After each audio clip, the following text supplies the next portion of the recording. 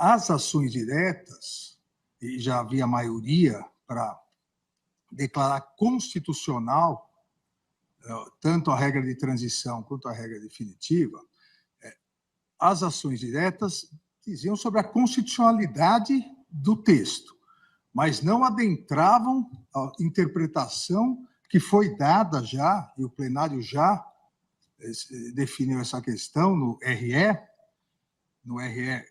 1.276.977, que é o próximo da pauta, o plenário, mantendo a constitucionalidade dos dispositivos legais, fixou uma regra que permitia ao segurado não ser prejudicado pela aplicação da regra de transição.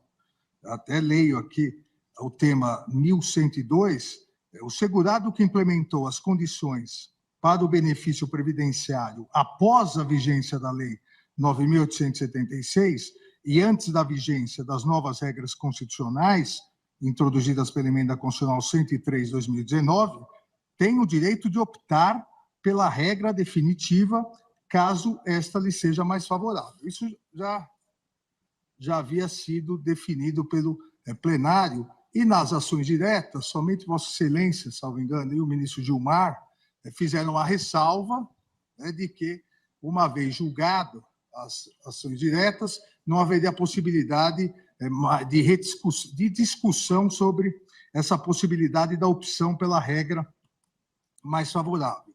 Então, acho que é importante esse plenário também definir se será possível, e durante os votos cada um, obviamente, vai se manifestar sobre isso, é possível agora, nas ações diretas, nós revermos uma decisão já dada no recurso extraordinário. E, obviamente, isso é importante, a fim de se garantir a segurança jurídica, porque daquela decisão do recurso extraordinário que fixou uma tese de repercussão geral para esse momento hoje em que analisaremos a ADI, houve mudança significativa do plenário. Então, obviamente, se isso poderá ser rediscutido via ADI, o que foi discutido no RE. Então, eu só quis fazer essa observação a partir do relatado por Vossa Excelência, porque essa é a questão mais importante que nós vamos discutir hoje. Todas as outras questões, ninguém tem dúvida sobre a constitucionalidade. Ministro Zanin, por favor. Obrigado. Ministro Alexandre. Só para lembrar que o recurso extraordinário não transitou em julgado. Existe embargos de declaração, de forma que ali não há uma decisão também definitiva. Então, só para complementar com essa observação. Exato. Tanto que na pauta seguinte seria os embargos de declaração, mas a grande questão é se na ADI nós vamos poder rever o mérito julgado. O que já foi julgado, o mérito. Lá somente seria uma omissão, contradição, no caso de embargos. É importante pontuar, porque, na verdade, eu vou passar rapidamente pelos outros pontos e vou ficar somente nessa questão. Essa era a questão controvertida, saber se quem está no regime de transição está cogentemente no regime de transição ou se pode optar pelo regime de Então, presidente, com todo respeito, não me parece que essa seja a questão mais importante. Essa vai ser a segunda questão mais importante. A primeira é se aqui nessa ADI nós vamos poder rever o que já foi definido no RE. Aí, como observou o ministro Zanin, a questão no RE ainda está em aberto. O mérito não, só os embargos. Sim, os embargos, mas os embargos de declaração reabrem. Então, para deixarmos bem claro, né, que se houver uma revisão, nós acabamos revendo uma decisão já dada por um plenário, por outro plenário, só para pontuar essa questão. Eu acho que nós podemos até ter, não quero falar do caso, porque, obviamente, nós temos vários precedentes nessa situação em que, paralelamente, circulam ou tramitam ADIs e RS, podemos ter uma situação, claro que a decisão no controle concentrado é dotada de efeito vinculante e eficácia erga omnes. E, eventualmente, se tivéssemos uma decisão em RE, ela seria passível de revisão dos embargos de declaração. Isso também seria possível de ser feito. Há precedente, ministro Gilmar, Eu acho que há vários nesse Tribunal de Provimento de Embargos de Declaração, porque supervenientemente, em ação direta, o Supremo decidiu de forma diversa. Sim. Tem precedente nesse sentido, mas ainda não estamos pré-julgando, vamos ouvir o voto do ministro Alexandre. Não, presidente, eu não estou dizendo que não é possível, eu quero que fique claro exatamente que essa ADI pode ser utilizada como embargos infringentes em relação ao recurso extraordinário. Essa é a questão que se coloca. Então, presidente, o primeiro tópico, eu passo rapidamente, foi arguído nas ADIs a inconstitucionalidade formal da Lei 9876 de 99. A Confederação requerente impugnou sob o argumento de que o projeto de lei da qual decorreu a aprovação da lei não teria observado o preceito do artigo 65, parágrafo único da Constituição, que impõe no processo legislativo federal a devolução da proposição à casa iniciadora no caso de alteração substancial na apreciação realizada pela casa revisora. A questão da alteração substancial feita pela casa revisora, que aprova, mas de forma bem alterada, ter que retornar. Eu afasto essa inconstitucionalidade formal, porque, cito aqui no voto vários precedentes, na verdade, uma adequação de redação, ela não significa uma alteração substancial. Não é possível aqui constatar, nesse caso, que houve uma alteração substancial na redação. O que houve, e ocorre várias vezes no processo legislativo, um artigo somado com outro, uma emenda substitutiva, uma emenda aglutinativa, sem alterar propriamente o efeito normativo que produzirá a norma após ser aprovada. Então, eu afasto, mantendo, inclusive, o que o plenário da Corte já havia decidido em sede cautelar. O segundo ponto é o período de carência para a concessão do salário maternidade de determinadas seguradas. A impugnação do artigo 25, inciso 3º, e artigo 26, inciso 6º, da Lei 8.213, de 91. Como sabemos, a legislação previdenciária fixou períodos específicos de carência para a concessão de determinados benefícios. Nesse contexto, após a edição da Lei 9876, de 99, houve a necessidade, passou a existir a necessidade de determinadas seguradas, e essas seguradas são aquelas contribuintes individuais, também as seguradas especiais e as seguradas facultativas, que essas seguradas passassem a recolher ao menos 10 contribuições mensais como condição para que pudessem pleitear o salário maternidade, afastando expressamente a carência para as demais categorias de beneficiadas, ou seja, houve esse destaque em relação às contribuintes individuais, às seguradas especiais e às seguradas facultativas. É importante salientar, e esse é um ponto fulcral aqui nessa ADI, que esse dispositivo que estabeleceu isso, na verdade, essa nova alteração, ela não trouxe grandes transformações do que era o dispositivo originário da lei. Então, mesmo após a alteração, e sofreu uma nova alteração com a Lei 13.846 de 2019, o que houve foram pequenas alterações terminológicas, topográficas. Continuou havendo a regra da não necessidade do período de carência e a exceção para essas três hipóteses. Os requerentes argumentam que exigir um período de carência nessas hipóteses restritas violaria os preceitos constitucionais consubstanciadores do direito à licença maternidade, igualdade de condições entre trabalhadores urbanos e rurais, da equivalência de benefícios e da proteção constitucional à maternidade. Eu afasto esses argumentos, me parece que o que a Constituição Federal garantiu à mulher trabalhadora, sem prejuízo de sua remuneração ou de seu vínculo empregatício, foi a licença gestante por um período de 120 dias, contemplando de forma expressa as seguradoras empregadas, sejam urbanas, sejam rurais, as trabalhadoras avulsas e, por fim, as empregadas domésticas. Essas previsões foram repetidas pela lei, não há nenhuma excepcionalidade aqui. A legislação infraconstitucional, ao estender o benefício previdenciário a todas as seguradas pertencentes ao regime geral, terminou por abarcar outras categorias para além daquelas previstas na Constituição, alcançando a contribuir aquelas três hipóteses.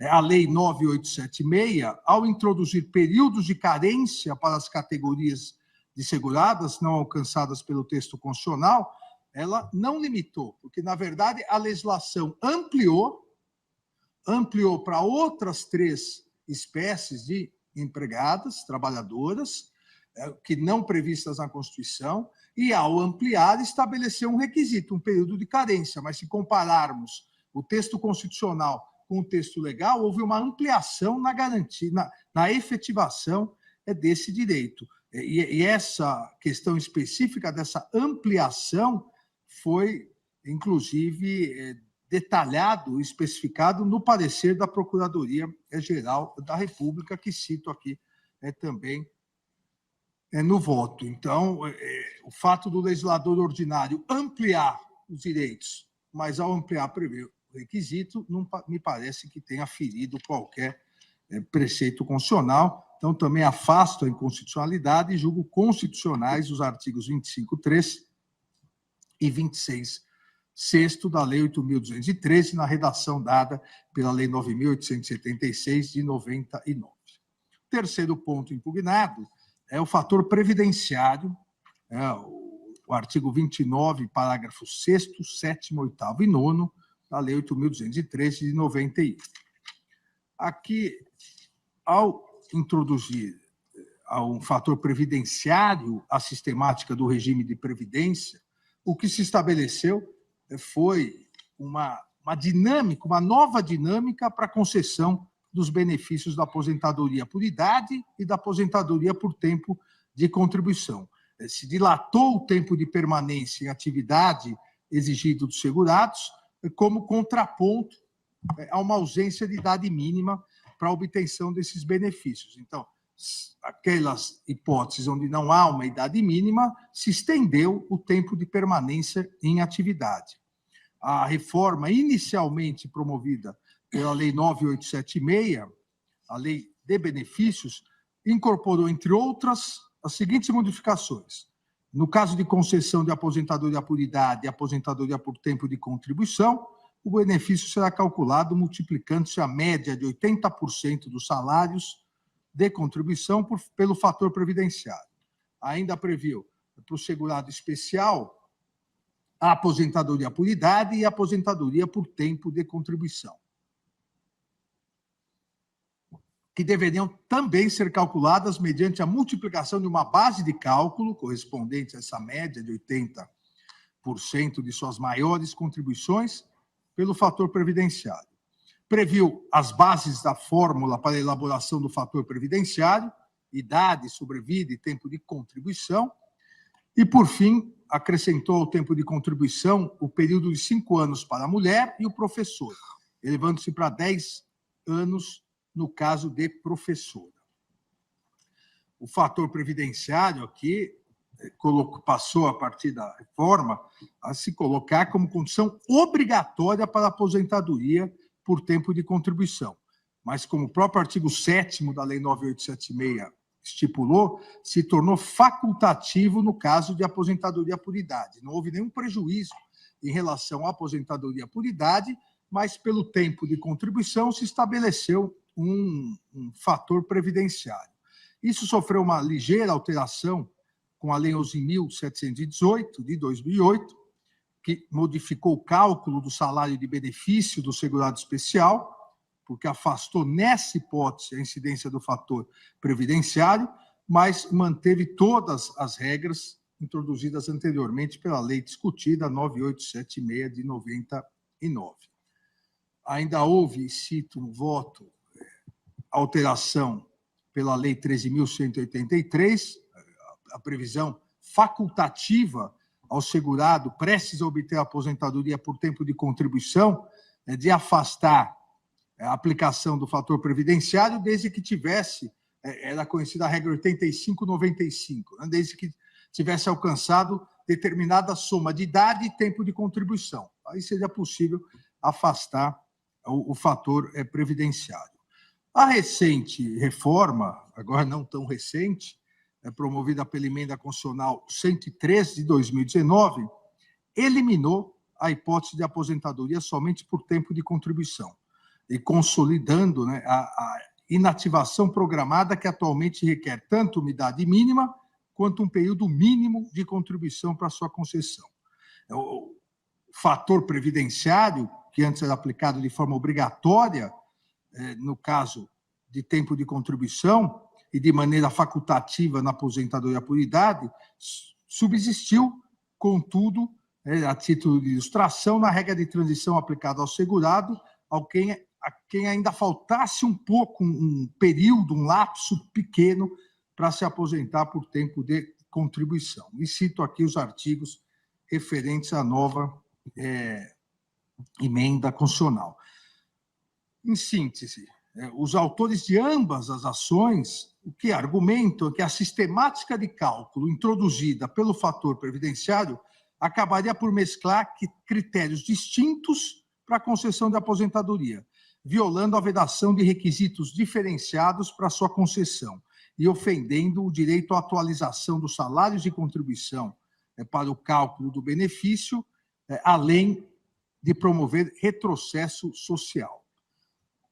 Ocorre, presidente, que o Supremo Tribunal Federal, em mais de uma oportunidade, já em várias oportunidades, compreendeu válido o fator previdenciário, tal qual introduzido no sistema securitário pela Lei 9.876, e reconheceu várias vezes, tanto na via concentrada, no controle abstrato de constitucionalidade, quanto em sede de repercussão geral.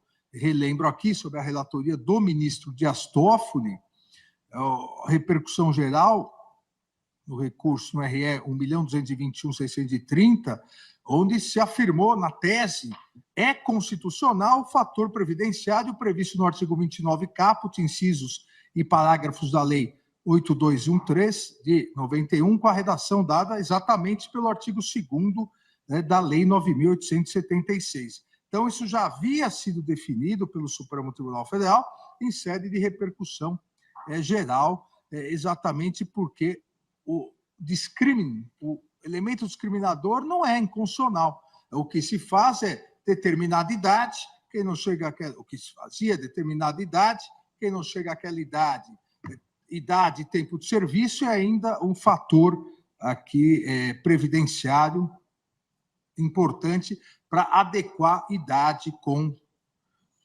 tempo de serviço. Então, afasto também a inconstitucionalidade. E, finalmente, presidente, e agora sim, a questão da norma de transição na aplicação do fator previdenciário. O que... E aqui o objeto principal dessa discussão, e a mesma discussão, na verdade, essa norma de transição, artigo 3º, 5º, 6º e 7º da Lei 9.876, já havia obtido 5 votos pela constitucionalidade, na verdade, 7 votos pela constitucionalidade, realmente não há inconstitucionalidade, seja na regra definitiva, seja na regra de transição, e dos 7 votos, somente 2, de Vossa Excelência e do ministro Gilmar Mendes, acabaram também analisando e assentando que a declaração de constitucionalidade, especificamente do artigo 3º, obstaria a possibilidade de afastar a regra de transição, inclusive nas hipóteses tratadas no recurso extraordinário. Então, a questão a regra de transição é constitucional. Aqui me parece que nem há necessidade de uma discussão maior da regra de transição, é constitucional, porque a regra de transição, desde os debates legislativos, passando pelos debates no Supremo Tribunal Federal, no julgamento da repercussão geral, a regra geral, o que ela pretendia, o que ela pretende perdão, a regra geral não, a regra de transição, o que ela pretende é beneficiar o segurado. Então, se fez uma regra de transição para que ele não fosse prejudicado em determinados casos. Ocorre que, na aplicação da regra de transição, determinados segurados tiveram prejuízo. E a questão que se coloca, inclusive em relação à constitucionalidade, é se esses que tiveram prejuízo, eles poderiam optar pela regra geral, pela regra definitiva. Então, olha, a regra de transição foi feita para que eu não sofresse um prejuízo. Só que, no meu caso específico, a aplicação dessa regra de transição me prejudicou. Eu opto, então, para regra geral. Isso foi discutido no recurso extraordinário e isso, que tudo indica, é o que será discutido aqui nessas duas ADIs. Então, nesse ponto, o objeto principal da discussão é a definição se o segurado do INSS, que ingressou no sistema previdenciário até o dia anterior da publicação da lei nova, que foi 26 de novembro de 99, se esse segurado ele tem o direito de optar para o cálculo do seu salário de benefício, de optar não pela regra transitória que o prejudica, mas pela regra definitiva prevista no artigo 29, incisos 1 e 2 da Lei 8.213, quando isso lhe for mais favorável, para lhe assegurar não um prejuízo, mas sim um benefício mais elevado. Não há aqui a discussão de se mesclar regras. Essa situação de determinado segurado, vamos aplicar uma parte da lei anterior, outra da lei atual. Não. A nova lei trouxe a regra que vale para todos, permanente, e uma excepcionalidade, que era a regra de transição, para, repito, evitar prejuízos aos segurados que estavam na transição. Ao se aplicar essa transição, ficou constatado que alguns que deveriam ser beneficiados foram prejudicados. O que eles pedem? E o que pede, a meu ver, a interpretação aqui conforme a Constituição do artigo 3º. Se a regra de transição veio para impedir prejuízos, e ela gera prejuízos, vamos aplicar a regra permanente. Não vamos inventar uma regra, não vamos para outra lei, não vamos aplicar uma mistura de leis, vamos simplesmente afastar a excepcionalidade que tinha uma única finalidade: impedir prejuízo. Se ela não está cumprindo a sua finalidade, que se dê a opção ao segurado de pedir a aplicação normal para a regra permanente, que seria aplicado para todos. E, repito, exatamente para evitar que haja prejuízo no benefício. Dessa forma, presidente, para aqueles todos filiados no regime geral de previdência social até a data da publicação da lei, e repito, 26 de novembro de 99, criou-se uma regra de transição para excluir do cálculo do benefício os salários de contribuição anteriores a julho de 94. E por que o legislador fez isso? E as discussões legislativas todas? Porque no cálculo se pretendia evitar que aqueles salários de contribuição anteriores a julho de 95, ou seja, 5 anos e meio antes da aprovação da lei, a ideia é que esses salários iriam atrapalhar a média, porque eram salários defasados. Então, a regra de transição afasta para não gerar um prejuízo tão grande ao segurado. Só que, em algumas hipóteses, como eu disse, se contar a regra geral, não afastando esses salários de contribuição anteriores a julho de 94, em algumas hipóteses, isso mantém um benefício melhor. Em outras palavras, Se o legislador tivesse estabelecido só uma regra, a regra permanente, inúmeros segurados teriam sido beneficiados. Beneficiados não. Inúmeros segurados não teriam sido prejudicados. Agora, o legislador quis ajudar, só que ao tentar ajudar, todos prejudicou muitos. Se extirpássemos a regra de transição, esses muitos teriam o mesmo tratamento. Eu faço questão de insistir nisso, porque eles não estão pedindo um tratamento especial, o mesmo tratamento de todos os demais. Vossa Excelência, me concede uma parte, ministro Alexandre. Estamos todos aqui acompanhando atentamente o voto de Vossa Excelência, e é uma matéria que demanda essa minudência percussiente. Se bem depreendi, Vossa Excelência está a dizer que não há aplicação concomitante das duas regras, há uma possibilidade de escolha diante da situação que se apresentar por parte do segurado. É disso que... Exatamente. Não se misturam critérios, não se misturam regras. Aqueles segurados que até... Para aqueles segurados, né, que até a data já eram filiados até 99, novembro de 99, qual foi o pensamento do legislador? Eles já estão segurados. Daqui para frente, é uma regra permanente. Mas e esses todos? Se nós aplicarmos essa regra, eles serão prejudicados. Então, vamos excluir, pegar 5 anos, vamos excluir os salários de contribuição que é antes de 94, porque aí eles não serão prejudicados, mas houve o prejuízo. Então, qual é a proposta da interpretação? Que é exatamente o que ocorreu no RE, na repercussão geral. O segurado deve ter a opção de falar, não, eu quero a aplicação da regra geral. Quer dizer, ele não vai pedir uma outra norma, uma interpretação de A com B, não. Eu agradeço, em outras palavras, eu agradeço o que o legislador fez por mim para melhorar minha situação, só que eu quero ser tratado igual a todo mundo. Eu quero ser tratado igual a todo mundo. Eu quero a regra geral de todos os salários de contribuição, porque aí ele não é prejudicado. Exatamente isso. Não há mistura de regras. Não se mistura a regra permanente com a regra transitória. Agradeço, Vossa Excelência. Mas aqui, obviamente, para aqueles que ingressaram no sistema pós-99, aí a regra, não há opção, aí a regra sempre, a regra permanente. Mais recentemente, a reforma da Previdência, né, já citada emenda constitucional 103, de 12/11 de 2019, estabeleceu que esse limite fixado em julho de 94, que era a regra transitória, passasse a ser regra permanente até que a lei disciplinasse a matéria. Eu cito aqui o artigo 26.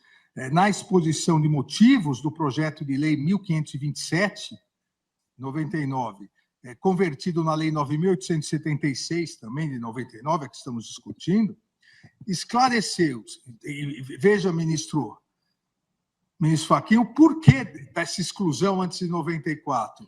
A exposição de motivos fez questão de esclarecer que a intenção da regra de transição, ao excluir as contribuições anteriores a julho de 94, a intenção era preservar o valor das aposentadorias dos efeitos deletérios dos altos índices de inflação do período anterior a tal marco. Então, uma bondade que acabou virando uma maldade em muitos casos, não em todos os casos, mas, e no meu voto na repercussão geral, eu demonstrei uma bondade que se pretendia ao afastar os salários de contribuição antes de 94, em virtude da alta inflação, uma bondade que, para os casos onde o valor da aposentadoria é menor, essa bondade virou maldade. Para os valores maiores, todos os valores maiores dos segurados, eles optam pela regra de transição. Os valores menores, até 1.300, os valores menores que foram prejudicados. Porque o legislador, ele fez na média, ele contou na média. E na média, realmente, presidente, na média, a regra de transição seria boa para todos. Na hora que aplicou no mundo real, os valores mais altos dos segurados optaram não porque não havia possibilidade de opção, mas foram beneficiados realmente, os valores mais baixos não. Então, o que eles pretendem é, me aplique, a bondade não serviu, me aplique a regra geral, me aplique a maldade geral, vamos dizer assim. Por favor, ministro. Peço desculpas a Vossa Excelência, me dispares, mas, portanto, depreendendo que Vossa Excelência está sustentando que não há contradição entre o que a maioria lançou o voto no recurso extraordinário e a matéria que é objeto dessas ADIs. Portanto, lá nada arrasta a compreensão para o julgamento dessas ações. Exatamente. No momento inicial, nada, porque na ADI, o que foi pedido, o que estamos julgando é a regra de transição é constitucional, especificamente o artigo 3º, e já a grande maioria já tinha dito, é constitucional. Na repercussão geral, nós, por maioria, 6-5, dissemos, na verdade, os 11 disseram, o artigo 3º é constitucional. Exatamente da mesma maneira que estamos a fazer aqui. Só que, dissemos, a regra de transição é constitucional, mas, quando a regra de transição não for benéfica, na verdade, quando a regra de transição prejudicar o segurado, ele tem a opção pela permanente. Não retira a constitucionalidade da regra de transição. Porque, eu volto aqui a insistir, a exposição de motivos e toda a discussão no processo legislativo, tanto a exposição de motivo quanto a discussão, foram muito claras em dizer, antes de 94, antes de julho de 94, a inflação era muito grande. Então, isso vai prejudicar o segurado. Vamos excluir, como realmente, eu volto a dizer, prejudicaria os valores mais altos dos segurados. Mas os valores menores, eles foram prejudicados pela regra de transição. Em outras palavras, era melhor ter deixado, principalmente para aqueles que mais necessitam, era melhor ter deixado só uma regra, a regra permanente, porque aí não haveria tratamentos diferenciados e prejuízo. E eu cito aqui expressamente a exposição de motivos que diz, uma das mudanças mais importantes introduzidas, aqui é a exposição de motivos, uma das mudanças mais importantes introduzidas pelo projeto de lei refere-se à ampliação do período de contribuição computado para efeito de cálculo do valor de benefícios. Propõe-se que ele cubra o período decorrido desde julho de 94 até o momento da aposentadoria, para os que se aposentarem a partir da promulgação desse projeto de lei. E aqui o importante. O referido período de contribuição será progressivamente ampliado até abranger toda a trajetória salarial dos futuros aposentados. O período arbitrado, inicialmente, coincide com um período de reduzidos níveis de inflação, como o Plano Real, o que permite minimizar eventuais distorções causadas pelo processo inflacionário nos rendimentos dos trabalhadores. Essa era a ideia. Essa foi a ratio do legislador para a regra de transição. Então, se isso, mesmo com isso, acaba prejudicando, e repito, prejudicando as aposentadorias de menor valor, a interpretação, conforme a Constituição, deve se dar no sentido de que, para esses, é possível a opção pelo regime geral. Eles não querem de maneira alguma um benefício, uma excepcionalidade. Eles só querem ser tratados igual todos os demais que se aposentaram a partir de novembro de 99. Esse é o pedido. Essa é a discussão. Cito ainda outros trechos, que não vou cansá-los aqui, mas a exposição de motivos repete que essa medida de exclusão para aqueles já aposentados, essa medida de exclusão dos períodos anteriores ao Plano Real, a 94, veja, é uma medida com forte conteúdo de justiça social.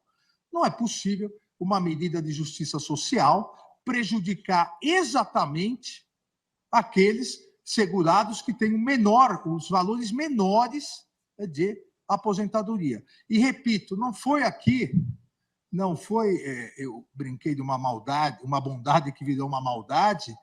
Na verdade, o erro de cálculo foi que o legislador, ao estabelecer, ele pegou a média. E, ao pegar a média, todos seriam beneficiados. Só que foram beneficiados aqueles da média para cima. Os da média para baixo, as menores aposentadorias, acabaram sendo prejudicadas. Ao analisar, porque esse assunto é de 99, então é antigo, ao analisar as leis supramencionadas, 99, as alterações, a jurisprudência do Superior Tribunal de Justiça entendia não ser possível aos que se filiaram ao regime anterior, antes da edição de 99, optar pela regra definitiva. Ou seja, essa opção, o STJ entendia não ser possível no início. Mas o próprio Superior Tribunal de Justiça, a partir do julgamento no recurso especial pela sistemática dos recursos repetitivos, exatamente que deu origem ao acórdão recorrido na nossa repercussão geral, o próprio STJ, repito, em recurso especial, já na sistemática dos recursos repetitivos, revendo os precedentes anteriores, ressaltou a necessidade de interpretar-se a regra de transição de forma mais consentânea com o objetivo que orientou o legislador. Eu repito, como disse, lendo a exposição de motivos, uma regra de justiça social e a ideia de beneficiar o segurado expurgando o período pré-plano real, porque os índices inflacionários eram muito grandes.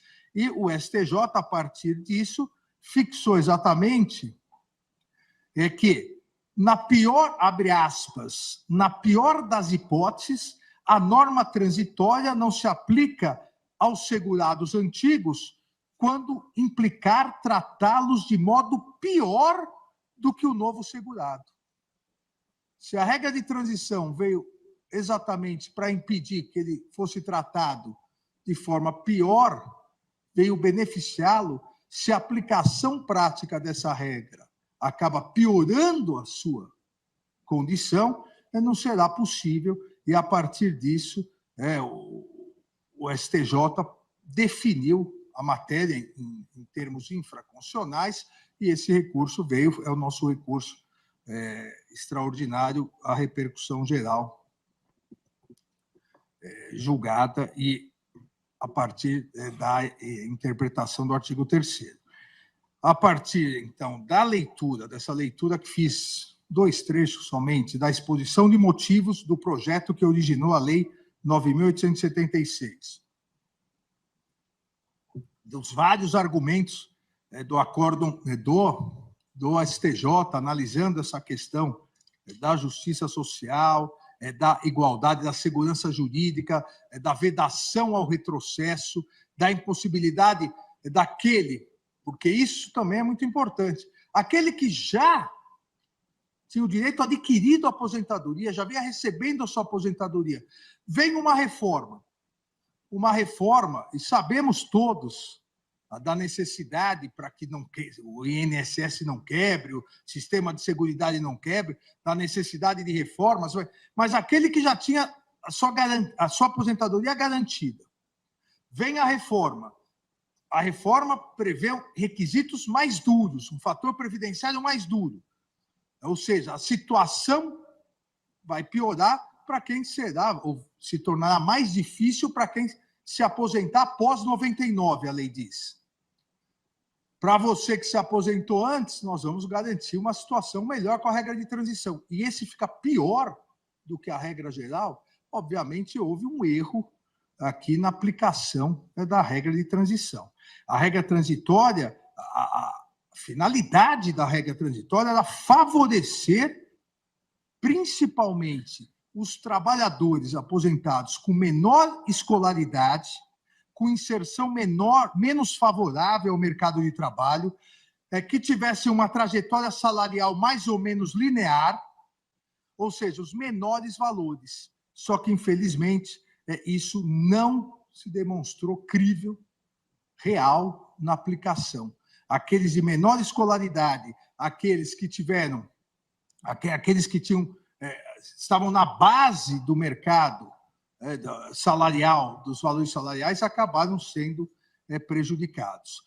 Então, em virtude disso, não é possível, ao meu ver, somente, e aqui é uma conclusão, eu diria, dupla, não tenho nenhuma dúvida de que, até pela exposição de motivos, pela intenção do legislador, não há inconstitucionalidade na regra de transição, porque a regra de transição foi feita para não prejudicar quem já estava aposentado, para garantir os direitos de quem estava aposentado. Então, não é possível declarar inconstitucional uma regra que foi feita para melhorar a situação, e, em alguns casos, melhorou. Agora, aqui não se discute a constitucionalidade somente, mas a sua aplicabilidade. Na hipótese em que a situação do segurado piora, então, nessa hipótese, ele tem o direito constitucional de garantir o seu direito, a sua segurança jurídica, evitar o retrocesso social. Ele tem o direito e vejam, ele tem o direito não a exigir regras que já foram revogadas, ele tem o direito a uma opção simples. Eu quero ser tratado igual todos os segurados após 99. É só isso que eu quero. Dessa forma, presidente, para não cansá-los mais, eu concluo aqui no sentido de que é constitucional também, é constitucional o artigo 3º, é constitucional as regras de transição, mas não é possível a aplicação, ou, diria, dentro do próprio contexto da lei, deve-se dar uma interpretação conforme nos moldes do que nós já fizemos na repercussão geral.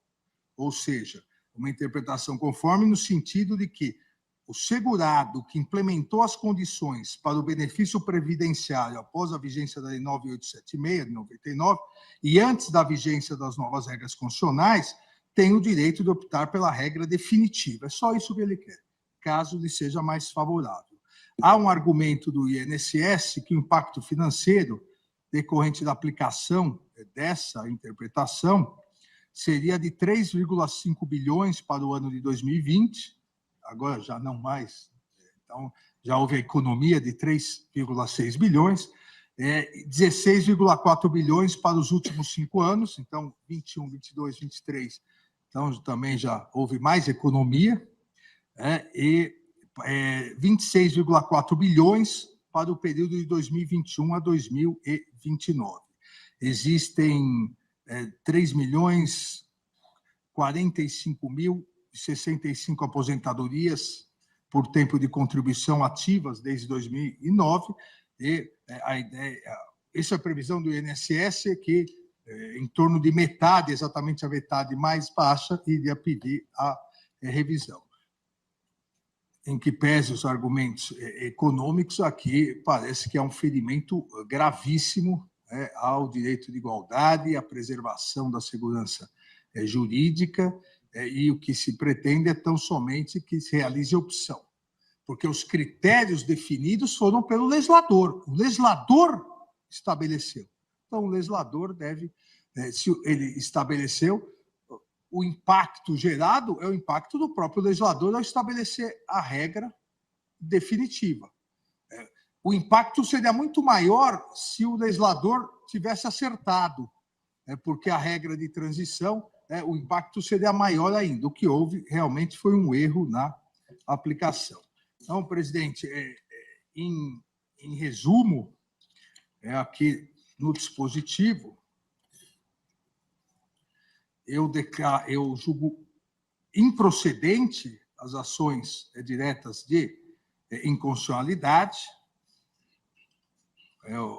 tanto a 2111 e a 2110, 111, aí acompanhando o relator, ministro Nunes Marques, ele julgou improcedente também, de modo a declarar a constitucionalidade dos artigos 3º, 5º, 6º, 7º e 9º da Lei 9.876, bem como dos artigos 25, 26, 29 e 67 da Lei 8.213, de 91, na redação que lhes foi conferida pela Lei 9.876, em relação ao artigo 3º, com essa interpretação conforme de que o segurado que implementou as condições para o benefício previdenciário após a vigência da Lei 9.876 e antes da vigência das novas regras constitucionais introduzidas pela Emenda 103/2019, tem o direito de optar pela regra definitiva, caso essa lhe seja mais favorável. É exatamente o texto aprovado pelo plenário na repercussão geral. Obrigado, presidente.